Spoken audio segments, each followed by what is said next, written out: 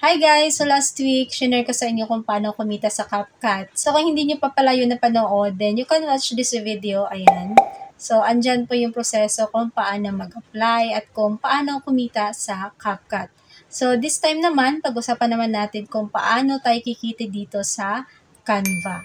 Okay? Kaya kung gusto nyo malaman kung paano or ano ba yung mga jobs na pwede nyo gawin dito sa Canva para kumita ng extra pera, then make sure to watch this video until the end para malaman nyo yung mga detalye sa pag-apply at kung ano yung mga trabaho na ino-offer ni Canva dito.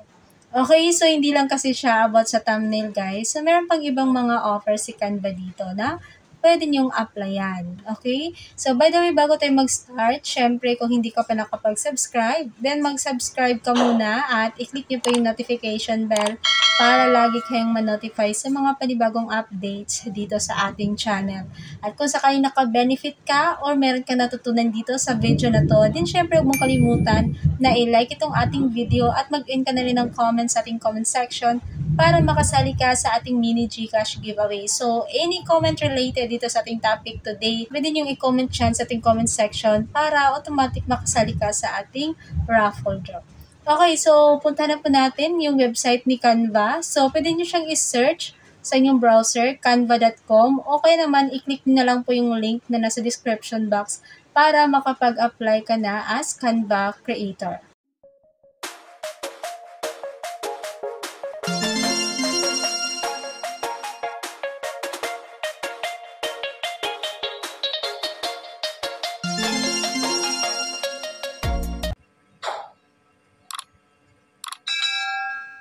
So, by the way guys, bago tayo mag-start mag-apply dito kay Canva, so kung hindi niyo pa alam kung ano itong si Canva, this is more on graphic designing, no? So, graphic designs platform. So, dito pwede kang gumawa ng mga logo, mga layouts, mga template. So, ayun, katulad dito, may mga Instagram post layouts, or mga templates dito, mga stories, templates, mga logo, flyers, posters. So, marami kang pwedeng gawin dito guys. Invitation, layout, ayan. So, marami kang pwedeng gawin dito sa Canva. At yung maganda dito guys, pwede kang gumamit ng mga template na gawa ng ibang mga creator.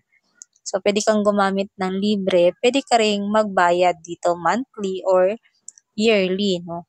So, ayun guys, kung gusto niyo pa ng more information regarding dito sa Canva din, I highly suggest to do your own research din para mas malawak yung matutunan nyo dito sa Canva, okay? So, now, proceed tayo kung paano tayo mag-apply dito sa Canva as their Canva creator. Alright, so andito tayo ngayon guys sa website ni Canva. So, canva.com. So, sabi dito, create for a marketplace like no other.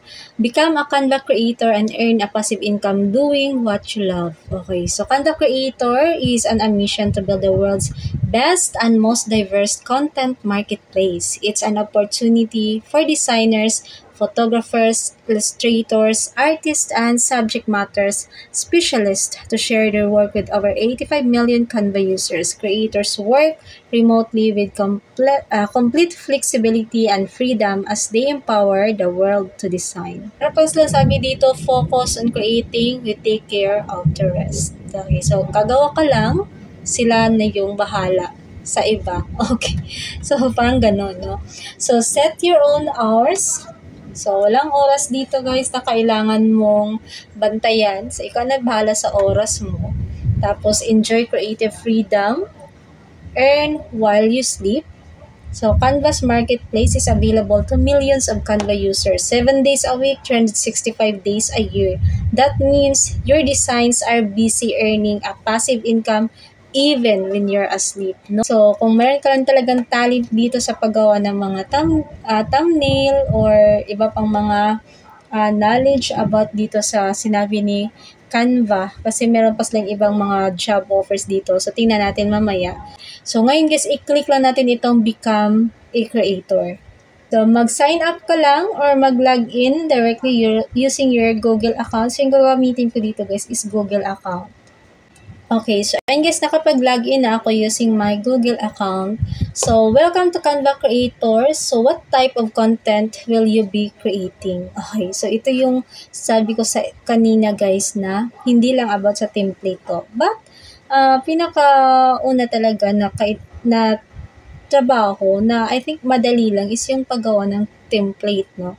So, templates. Create free or pro templates. Meron din ditong elements, illustrations, icons, videos, and photos. Education resources, accredited teachers, educators, and trainers. So, kung saan dito yung sa tingin mo, magaling ka, or kaya mo, then dun ka mag-apply.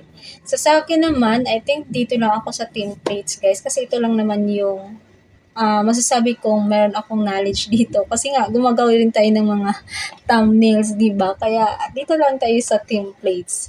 And then, click lang natin itong apply. Okay, so ayan guys, apply to become a Canva creator. We're on a mission to build the best, most inspiring creators program. To apply to join us, please share our URL where we can view your work. So halimbawa, meron kang Facebook page. Nagpo-post ka doon ng mga gawa mong template or thumbnail. Then yung URL ng iyong Facebook page yung ilalagay mo dito.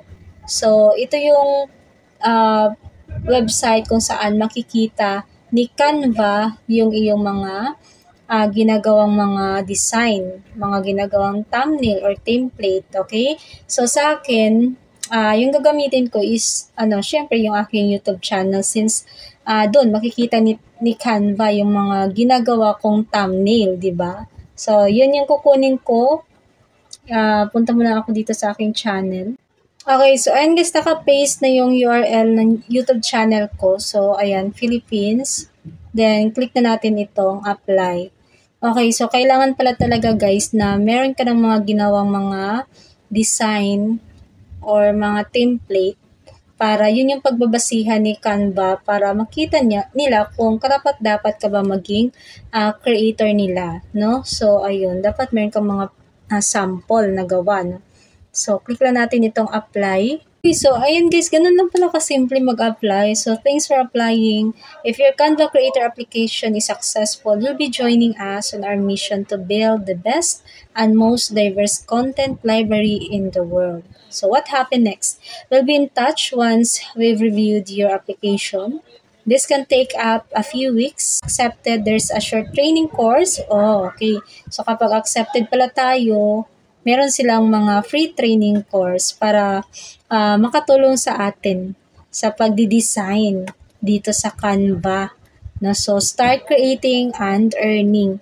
So, ganun lang pala guys mag-apply. So, kailangan nyo lang talaga, meron kayong papakita ni Canva na mga samples ng ginawa nyong design, ginawa nyong template, or ginawa nyong mga thumbnail, no? Kung yung templates yung in-applyan nyo. Pero syempre, kung yung iba yung in-applyan nyo, then iba naman din yung ipapakita nyo doon na sample, okay? So, sa akin kasi is template, kaya kailangan magpakita ako ng mga sample ng ginawa kong template or thumbnail, di ba? Kaya yung ginamit ko is yung URL ng aking YouTube channel.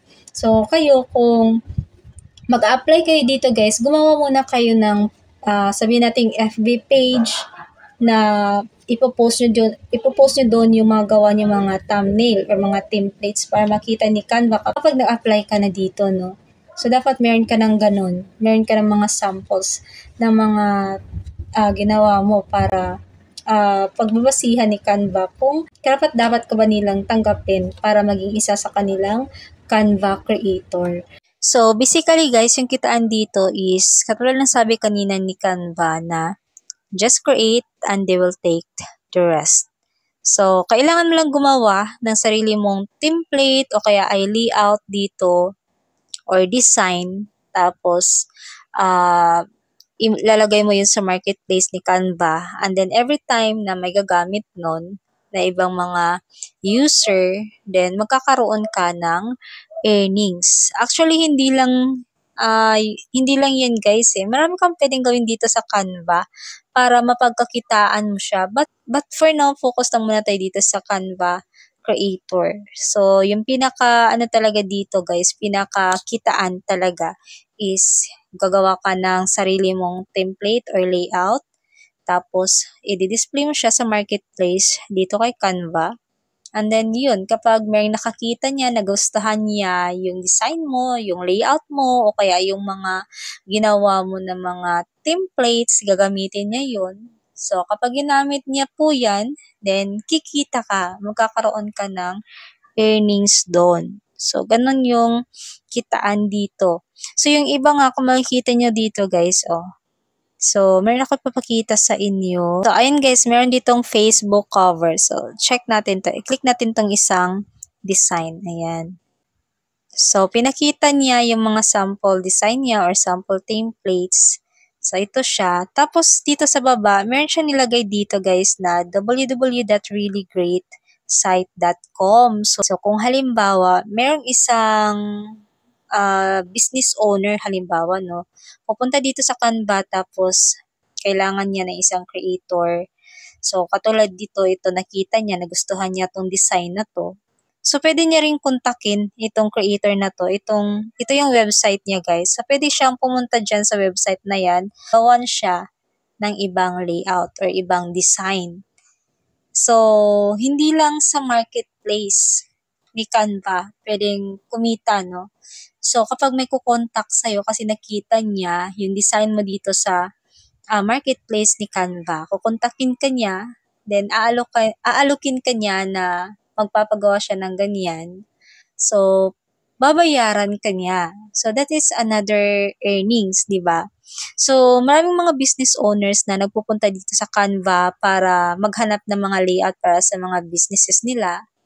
So, yun, it's another way to earn, no? Dito, kapag magaling ka lang talaga gumawa ng mga design, mga template, or mga layout, talagang kikita ka dito sa Canva. So, maraming paraan. Pwede mo ring i-market yung mga design mo, yung mga layout na ginawa mo dito sa iba't ibang mga marketplace na labas dito sa marketplace ni Canva. So, pwede mo siyang i-post yung mga social media accounts para makita ng iba. So, halimbawa, may mga business owners na makita ng mga post mo, then doon, kukontakin ka na lang nila para gumawa ng mga layouts na kailangan nila or gumawa ng mga templates na gusto nila. So, parang ganun yung ways to earn. Sobrang talaga dito sa Canva guys, mostly talaga ito yung ginagamit sa pagdi-design. Kaya kung meron kang talent sa paggawa ng mga layout, sa paggawa ng mga templates, mga logos, or ano pa yan, so mag-apply ka dito sa Canva para kumita ka ng extra pera. So, 'di ba, hindi lang yung mga gawa mo dito sa Canva yung pwede mong mapagkitaan. Pwede mo rin dito ma-market yung sarili mo, di ba? So, yun yung kitaan dito guys sa Canva. Kaya kung interesado kayo, then mag-apply kayo dito.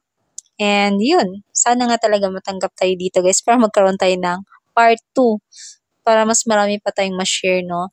So, but honestly talaga, I don't know kung tatanggapin tayo kasi ako, alam ko rin kasi yung kakayahan ko. So, hindi ako ganun kagaling talaga guys. Kung makikita nyo naman dyan sa mga thumbnails natin, talagang hindi ako magaling pagdating sa mga designs, di ba?